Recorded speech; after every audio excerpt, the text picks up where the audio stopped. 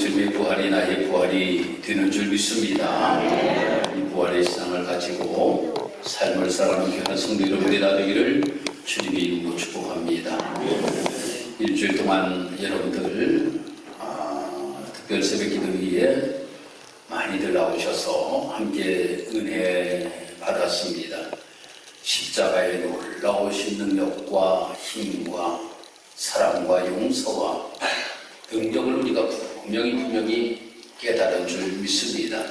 십자가의 능력으로 삶을 살아가는 귀한 성도 여러분들이 되기를 주님의 이름으로 축복하고, 이렇게 십자가 사건을 통하여서 예수님께서 다시 부활하시고 우리들에게 부활의 소망을 주시고 우리가 영원히 하나님의 나라에서 삶을 살아갈 수 있도록 하나님께서 내일 베푸심에 대하여 또한 감사하며 삶을 살아가는 성도 여러분들이 되기를 주님의 이름으로 축복합니다.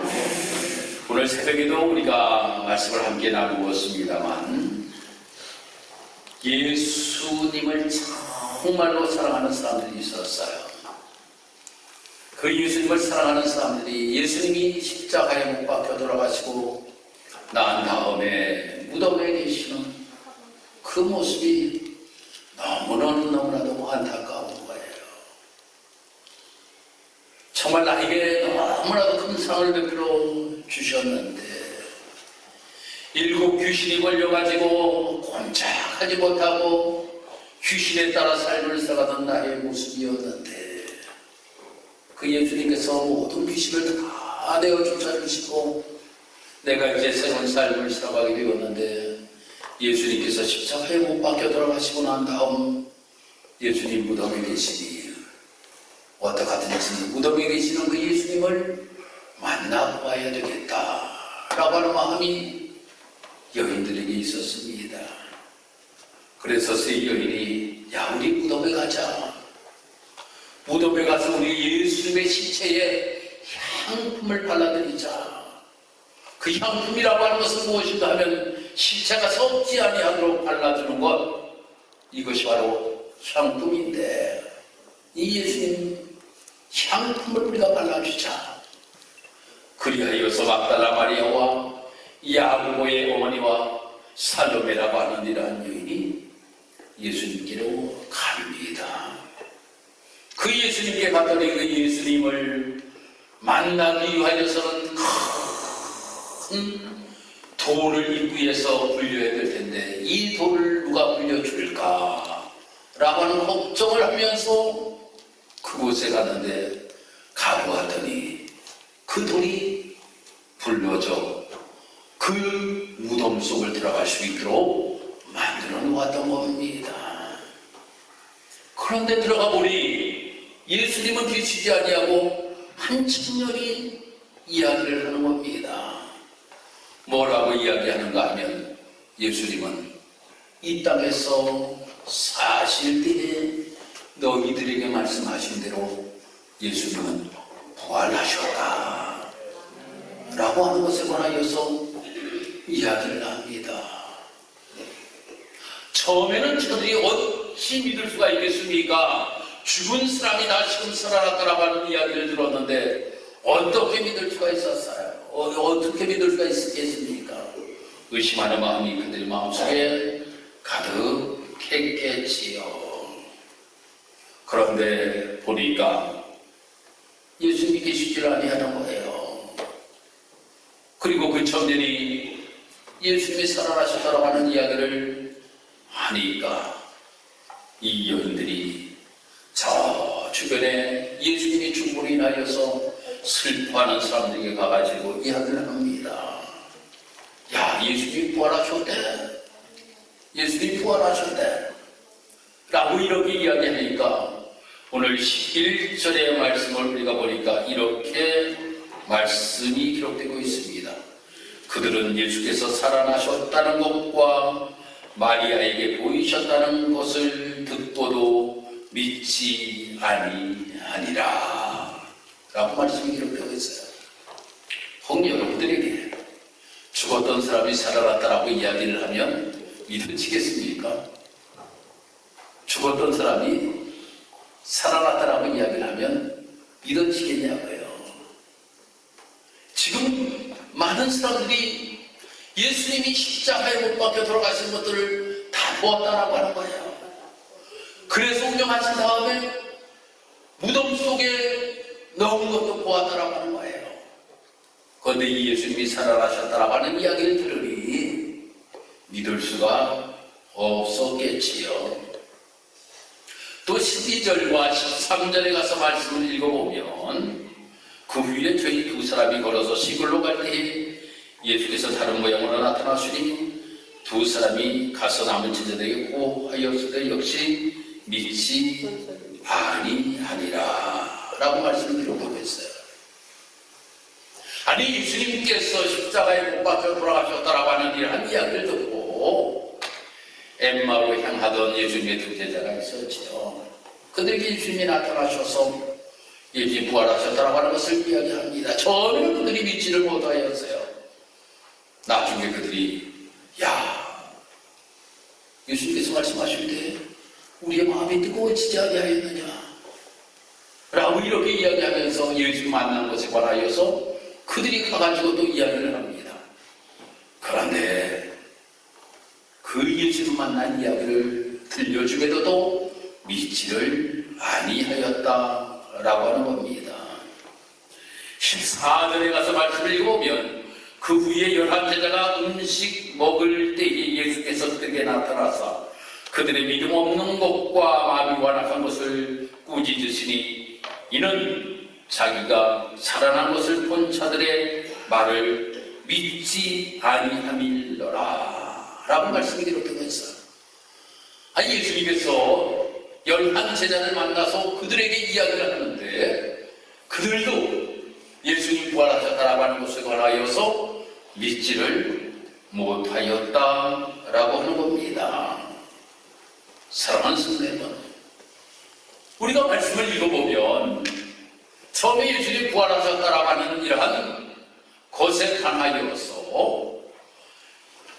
무덤에서 들려주는 청년이 있었고 그 이야기를 들은 마리아는 가서 들려주는 사람이 있었고 또 예수님께서 직접 나타나셔서 말씀을 해주셨고 그럼에도 불구하고 믿지를 못하였다라고 하는 겁니다. 그런데 우리 사랑하는 성도 여러분, 그 시대에 실제로 보았다라고 하는 겁니다. 비무덤을 보았어요. 예수님께서 나타나셨어요. 예수님께서 말씀하셨어요. 예수님께서 꾸짖으셨어요. 그런데도 믿지를 못하였는데 여러분들 믿어지십니까? 믿어지십니까? 아니 그때 그 사람들 말이에요. 그 사람들은 정말 무엇인지 시각적으로 모든 것들을 다 보았는데도 믿지를 못하였다라고 하는 거예요.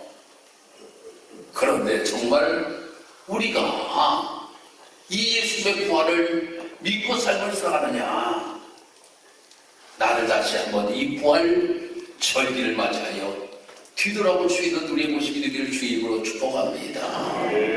새벽에도 제가 여러 번에 말씀드렸지만 부활절의 신앙을 다 가지고 있다고 하는 거예요. 오늘 부활절이잖아요.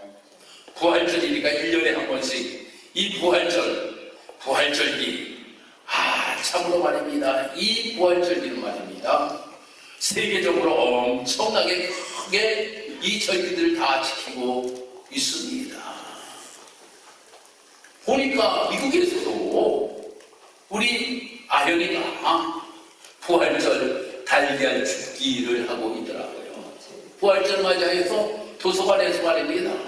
달걀을 이렇게 쭉 놓고 바구니를 이렇게 들고 다니면서 부활란을 이렇게 줍는 이러한 행동을 하고 있더라고요.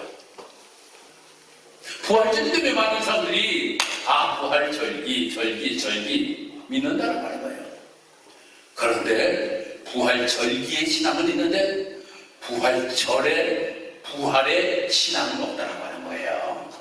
부활절의 신앙은 있는데 부활의 신앙은 없다라고 하는 겁니다. 이것이 문제라고 하는 거예요. 부활절의 신앙보다 더 중요한 것이 부활의 신앙을 우리가 가지고 삶을 살아가는 것이 중요하다라고 하는 거예요. 예수님께서 십자가에 못 박혀 돌아가시고 난 다음 무덤 속에 계시다가 3일 만에 부활하신 것이 바로 나도 이 부활의 삶을 살아가게 된다라고 하는 확신을 가지고 삶을 살아갈 수 있는 우리의 삶의 모습이 되어야 된다라고 하는 겁니다. 우리가 신앙생활 하면서 참으로 어떤 분들은 열심히 기도도 합니다. 주님 사랑한다고 가끔 눈물을 흘리기도 합니다. 열심히 봉사하고 헌신합니다.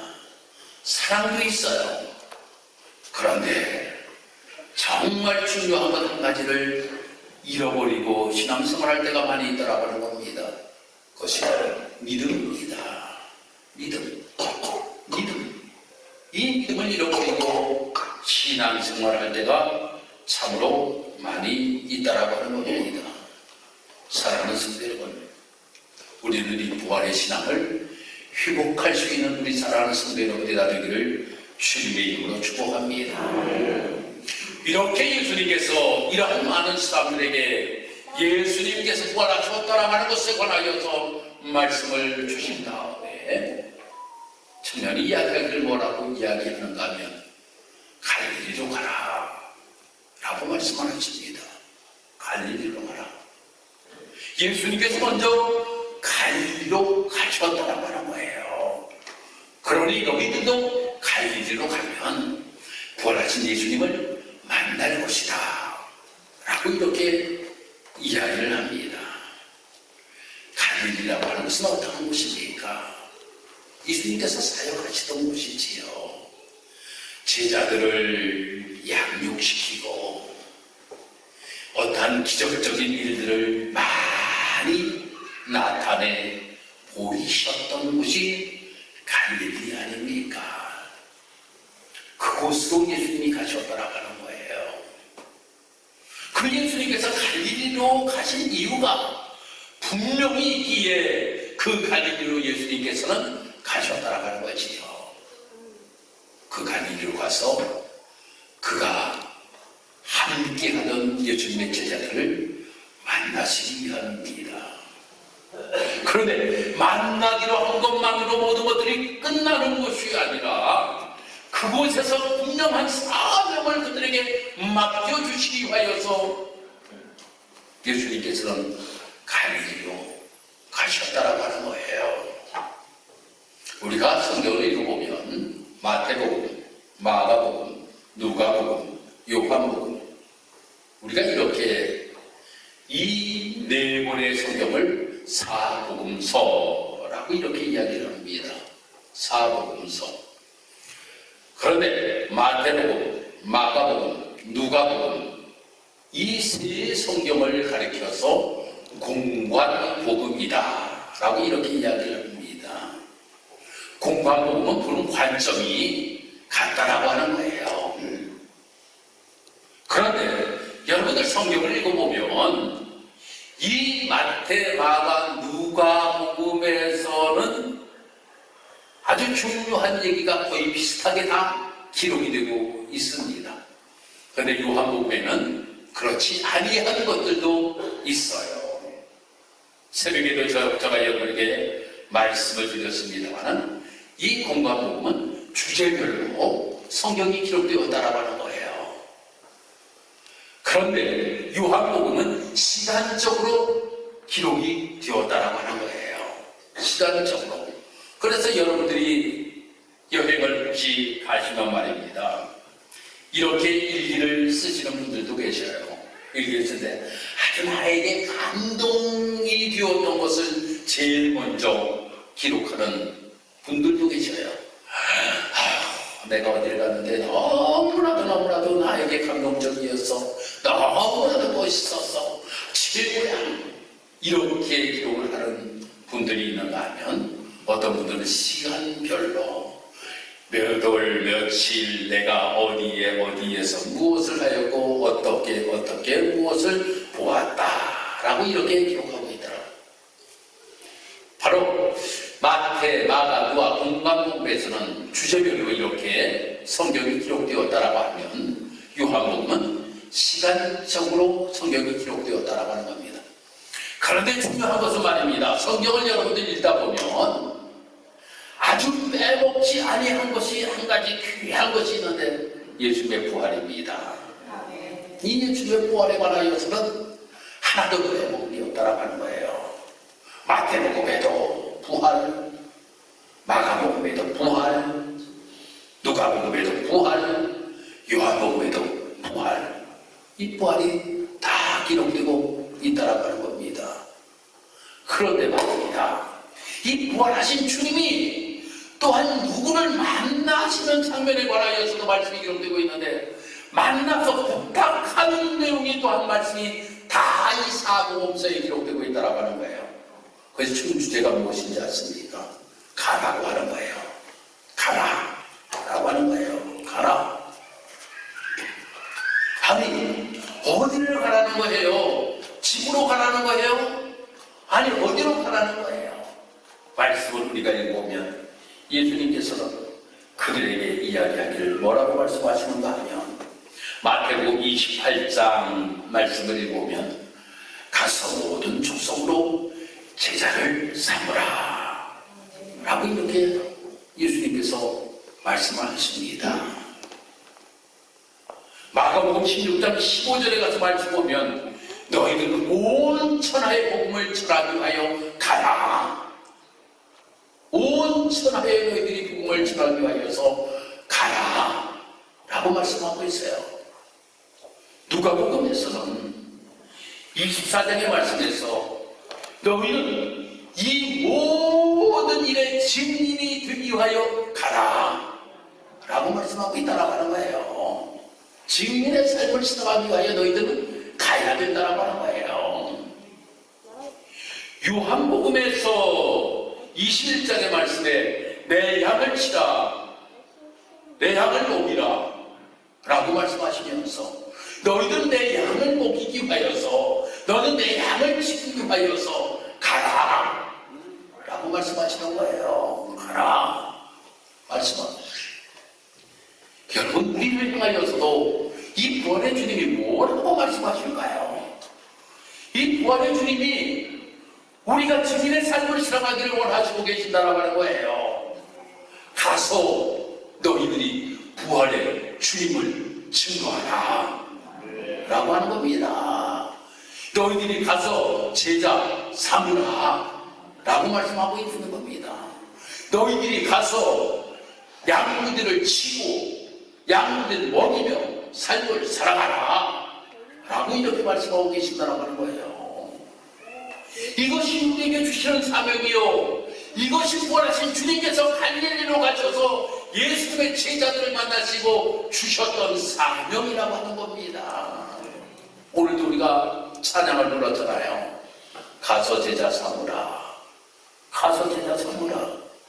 이것이 바로 우리에게 주시는 귀한 사명이라고 하는 겁니다.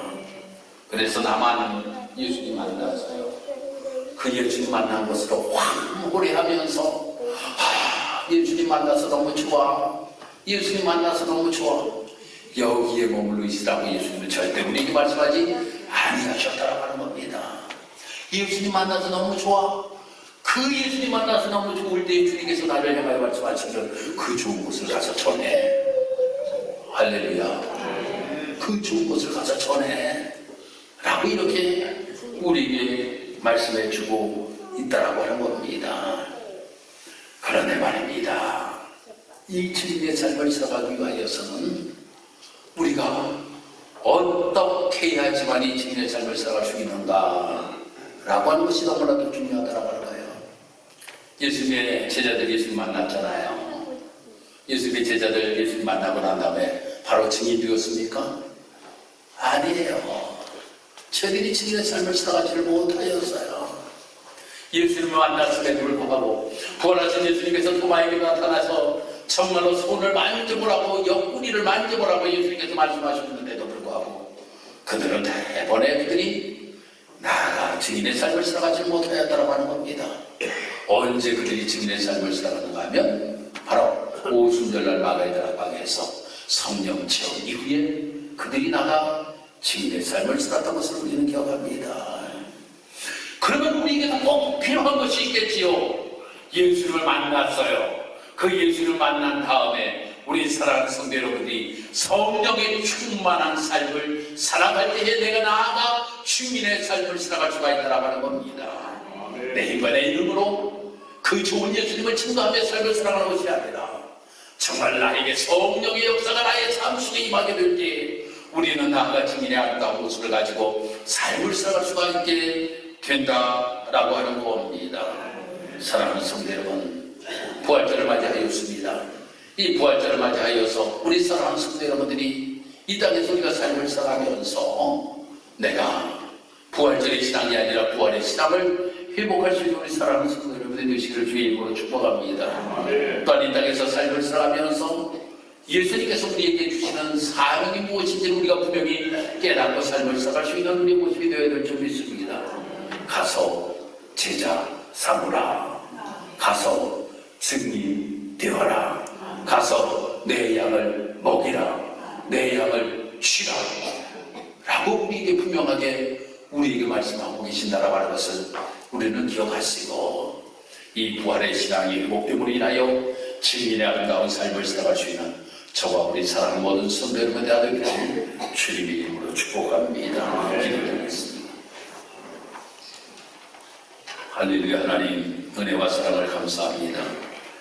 주의 은혜 가운데 2025년도 부활주의를 맞이하여서 사랑하는 성도들과 함께 부활의 증인으로 삽시다 라고 하는 제목으로 하나님의 말씀을 함께 나누었습니다. 그 부활절 1년에 한 번씩 우리에게 오는 절기로 끝나는 것이 아니라 부활의 신앙이 나의 삶 속에 있기를 원합니다. 흔들리지 않기를 원합니다. 그 믿음 변치 않기를 원합니다.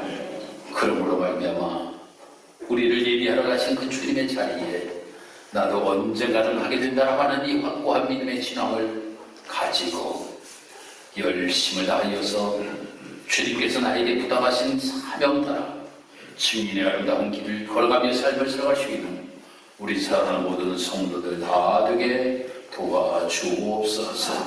감사드리며 예수님의 이름으로 기도드리옵나이다. 아멘.